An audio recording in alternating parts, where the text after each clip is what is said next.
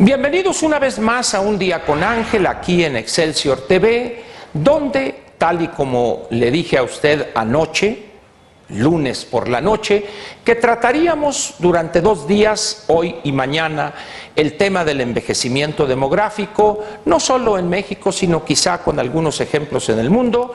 Hoy pues cumplo con tratar la primera parte. Si usted me ha seguido aquí con, vamos a decir, con frecuencia, seguramente le ha tocado que este tema del envejecimiento demográfico lo haya tocado, en algunas veces que lo toqué aquí. Si no es así, espero que esto le sea a usted de interés.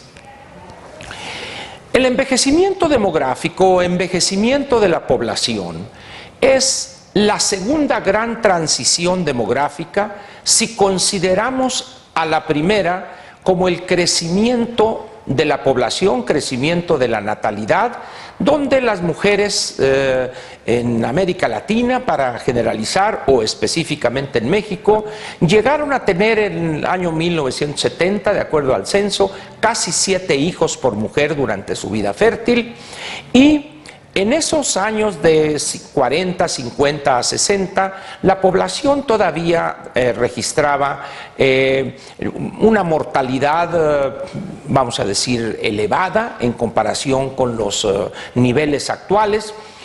Pero a partir de 1970 se le presentó al gobierno federal 2 posibles salidas.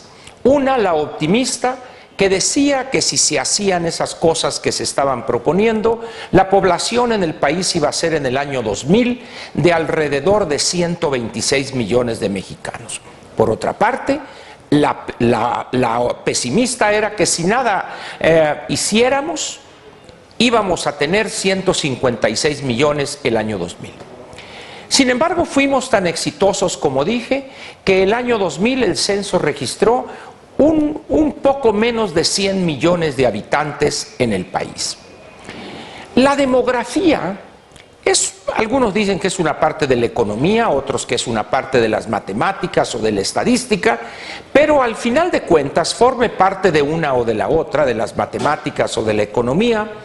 La demografía es una ciencia o una aplicación de alguna ciencia que es muy hablantina. Es muy mitotera, pues.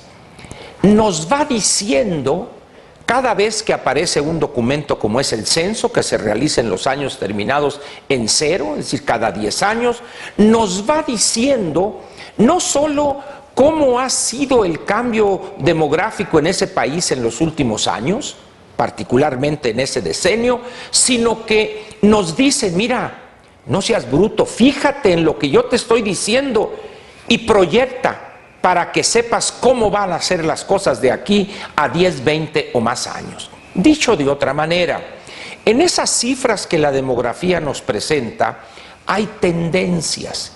En algunos casos pueden ser positivas y que harían ratificar la política pública aplicada, o podrían ser negativas o con consecuencias negativas que obligarían al Estado a rectificar.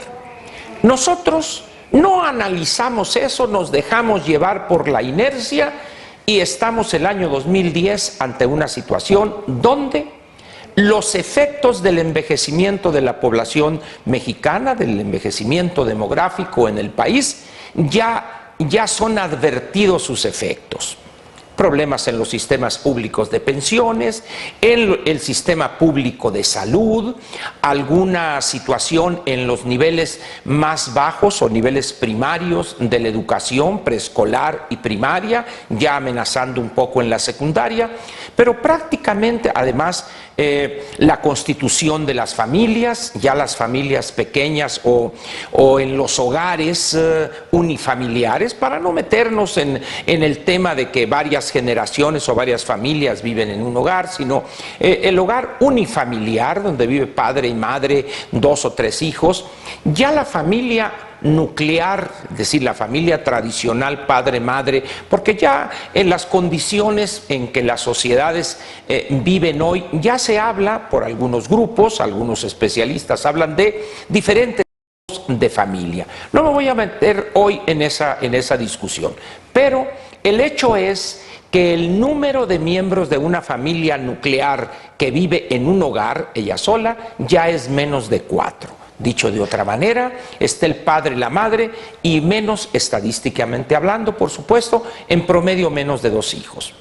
Esto genera una serie de problemas ya hoy en México, donde aquellas familias de hace 3 generaciones, hace 65, 60 años, donde un niño tenía 6 tíos por parte de madre y 5 o 6 o 7 por parte de padre, y tenía muchos primos, hoy eso ya empieza a desaparecer. Hoy tenemos familias ya en su segunda generación donde los padres tuvieron un hermano o 2 y el hijo de esas personas tiene o un hermano o quizá es hijo único. Eso genera un efecto interesante en las familias porque una solidaridad intergeneracional prácticamente se está perdiendo. Tenemos pues un sinnúmero de problemas como consecuencia del envejecimiento demográfico.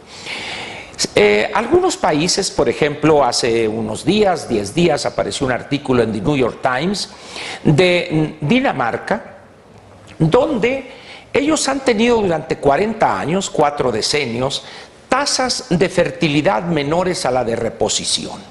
Es decir, han estado por debajo, el número de hijos por mujer, debajo del 2.1. Eso ha generado una situación peligrosa en términos de la viabilidad a largo plazo de muchas cosas en ese país. Y están cambiando hoy, incluso podré mostrar en fecha próxima la carátula de esta nota del The New York Times, donde dicen ellos, bueno, durante 40 años les enseñamos a los jóvenes o a los 20 años, una cosa así, cómo no embarazarse. Ahora quizá tengamos que enseñarles lo contrario. ¿Por qué tienen que embarazarse? Es decir, este gobierno, el gobierno danés, ya está buscando realizar o llevar a la práctica medidas que tengan por objeto convencer a sus habitantes, jóvenes solteros, para cuando se casen, que tengan hijos.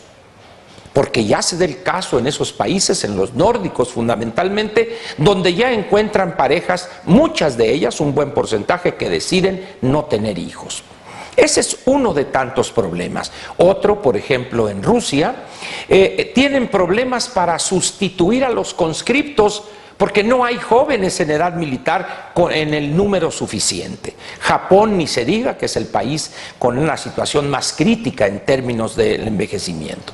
Y así podría dar muchos ejemplos: la República Popular China, la India, donde se tienen problemas en este último país del aborto selectivo por sexo. En la India la cultura dice que el primogénito debe de ser varón. Y con la popularización de los métodos de ultrasonido y las pruebas para determinar el sexo del próximo a nacer, en ese momento, si es niña, hay un aborto hasta que sale un niño y luego tienen una prole de 3 o 4, etc. En China, con la política que ya tiene más de 30 años de una familia, un hijo, cuando es una niña se aborta sin pregunta alguna y se tiene el niño. Hoy en la República Popular China tienen lo que se llama una masculinidad, es decir, el número de niños por cada 100 niñas, y están en 114, 115. Es decir, como podemos ver aquí, la demografía nos habla, nos envía mensajes que las más de las veces los políticos, sean estos gobernantes, funcionarios, legisladores, no escuchan, prefieren voltear a otro lado. ¿Por qué?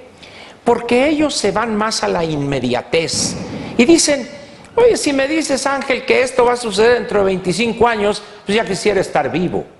Es decir, la inmediatez domina nuestra visión de los problemas demográficos. ¿Qué significa esto? Que estamos fortaleciendo efectos negativos de una situación demográfica que nos viene de lejos, que empezó a conformarse, para poner un punto en el tiempo, en 1970.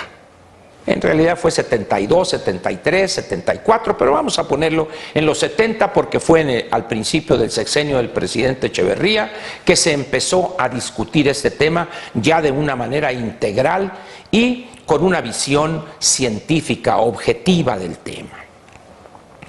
Con esta primera introducción siento las bases para lo que comentaré mañana. Frente al problema demográfico en el país, tenemos dos visiones que corresponden a dos grupos que se oponen en el debate. Pero en el caso de los dos grupos hay un elemento que los une. Ninguno de esos dos grupos, ninguno de los dos, habla de los efectos negativos del envejecimiento demográfico.